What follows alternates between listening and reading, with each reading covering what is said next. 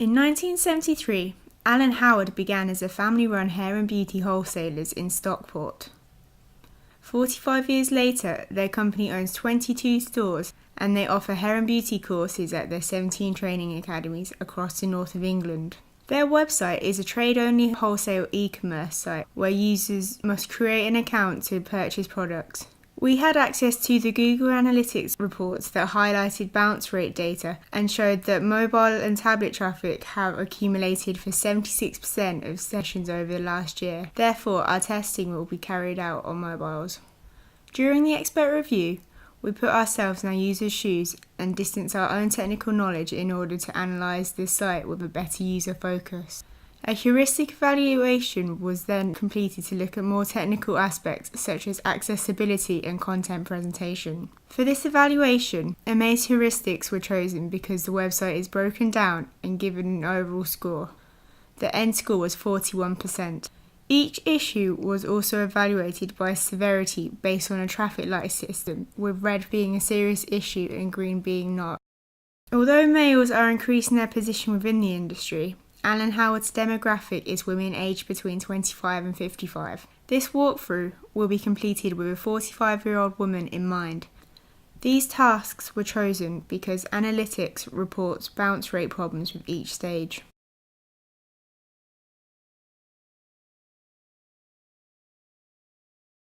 It's a bit confusing signing in. There's no person icon in the top right corner. Maybe if I scroll on the homepage, there will be somewhere to log in. Nope. Okay, back to the top. There's nowhere else to go except for the menu. There it is. Clicking on my account does nothing, so I guess I need to sign in. These two options are a bit hard to read. I am a new customer. I hate receiving newsletters, so I'll untick that and submit. There is no mention that this is a wholesaler's website. That's confusing, so an amber light is awarded for brand substantiation.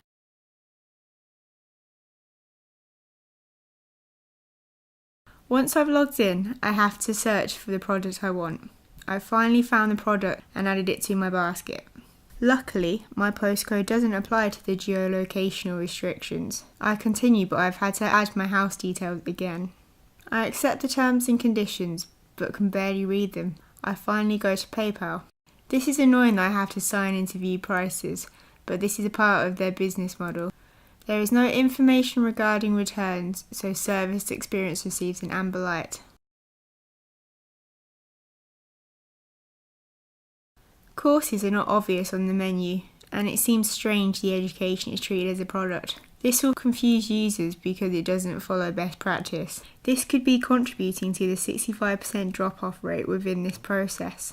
As going against customer expectations occurs frequently, validation and action is a red issue. The expert review revealed serious issues, including the user journey to complete basic tasks.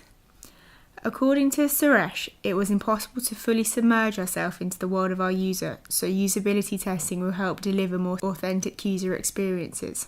The website features severe issues like logging in and booking onto a course, so we chose to carry these through to the next stage and test further. With multiple issues being found previously, the main aim of this process was to help us identify what the key error on the website is. We used similar tasks to gather a real user perspective. Before conducting the guerrilla testing, we prepared all of the essential documents and obtained the required access from the company. This allowed us to be more efficient on testing days. We attended Pro Hair Live as a part of Alan Howard and completed testing on customers of the company, and we gave them free products as incentives. To ensure consistency, we used the same facilitator for each test. This increased validity. He explained the testing process and reassured participants that we were testing the website, not them. Using OBS software, we connected an iPhone 7 up to a MacBook Pro. This allowed us to observe the actions performed on a mobile whilst gathering their reactions to processors. To try and increase authenticity, we gave the participant a scenario to help them feel more focused. Training course you'd be interested in attending in or around April, so either in April or the closest date to April as you can.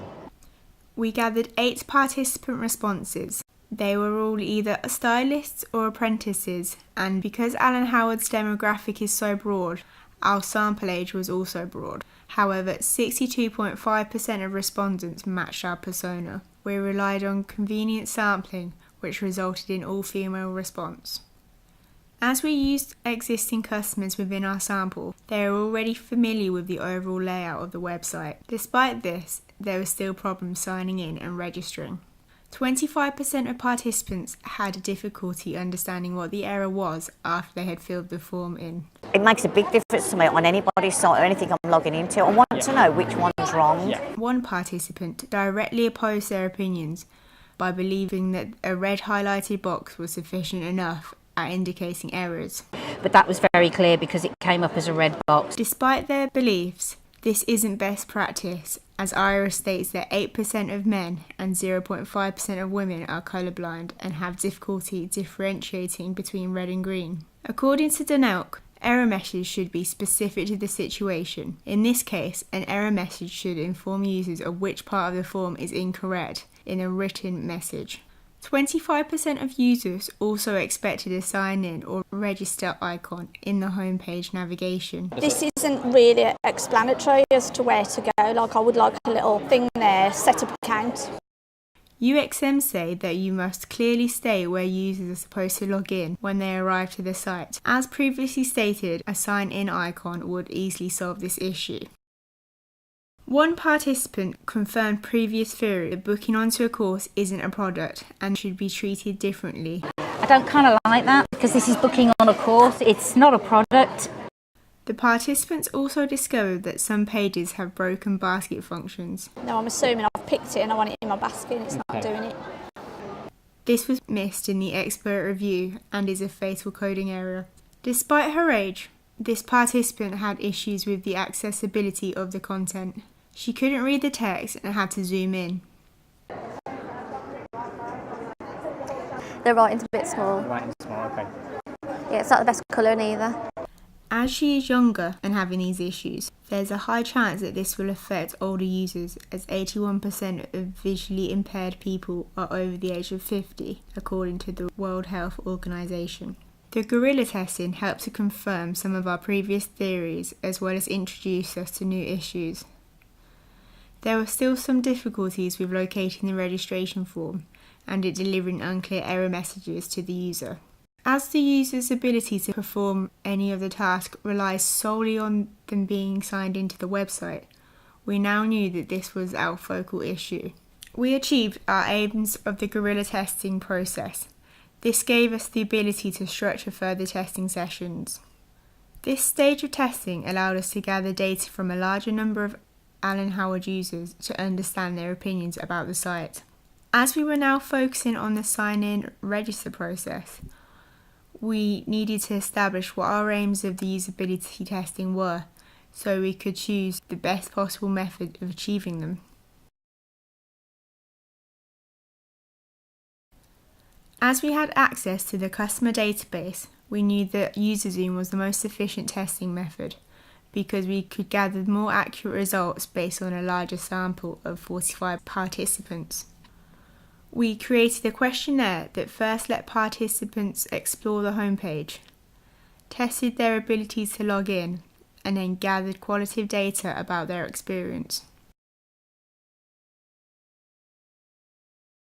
Although the test was sent to real users, there is no way of knowing if they match the persona of Rachel, but this will gather more authentic results over the whole demographic of Alan Howard. We asked participants to locate the sign-in form, and 31% of them failed.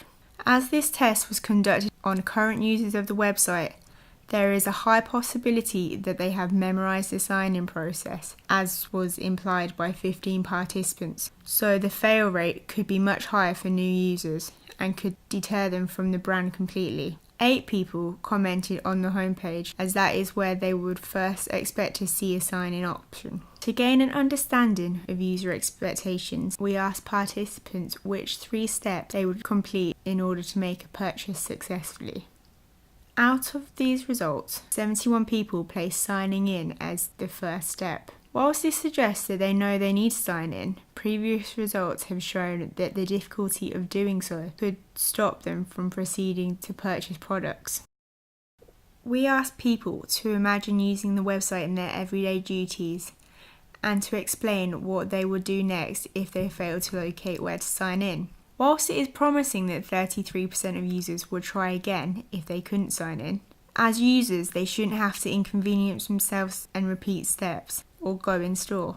According to Flaherty, if a user has to contact customer services, the website is an automatic failure because it's increasing charges for call centres. The most concerning statistic is the 22% of people who would go to a competitor if they had issues. This proves that not only is the current process affecting the conversion rate, but if users go to a competitor who can meet needs more efficiently, they are unlikely to return to Alan Howard as a customer. The user survey and remote usability testing were extremely useful in helping us to achieve our aims for this stage of testing. The test helped to understand that users expect to sign in before purchasing a product, but due to the current journey they have to complete, there is a high risk of inconveniencing them or forcing them to turn to competitors. These findings have further concluded our theories about the sign-in and create an account process requiring too much thinking from users. I have created some design suggestions to provide more clarity and help improve the user journey. Users previously found the sign-in process confusing. There was no account access on the homepage, so this was fixed in the new version, with added labels under the navigation. I will be focusing on the user journey of signing in through the menu. On the homepage, users are warned that they need to sign in to buy products. The basket icon has been removed because it is redundant if the user isn't logged in and able to add to their basket. They then go to the menu where the terminology is more inclusive than just sign in. They can also touch My Account to be taken to the same location. The user then signs in and is taken back to the homepage, where they can add to their basket. To log out, users open the menu where they can also view their basket and click Log Out. This process removes multiple steps from the journey and, according to Ignacio, keeps user interest. As the menu changes depending on what stage of the journey users are on, this will make it clear where their next step is and limits confusion on the site. This was the registration form. Several design features have been changed. The page title has been removed because it is too long and enhances the user journey in no way. Labels have been reworded to more familiar and inclusive language, as well as being made more visible. On the form itself, the placeholders have been removed as they were unhelpful. An action hint is now displayed under the label. This is best practice according to Sherwin because it is always visible to the user. As suggested by Everything Interaction, users are now told password requirements which will minimise errors being returned on the form. As pointed out by UXM, nobody reads website terms, so by stating that users are automatically agreeing to them when signing up reduces the step within the journey. Overall, the form is more accessible as font contrast and size are better. Previously, errors on the sign-in and registration were not clear. Treader states that providing 4 types of error recognition helps to avoid confusion. These 4 steps are right time, right place, right colour, and clear language. Overall, these changes will follow best practices, meet user expectations, and make the website seem more professional and established.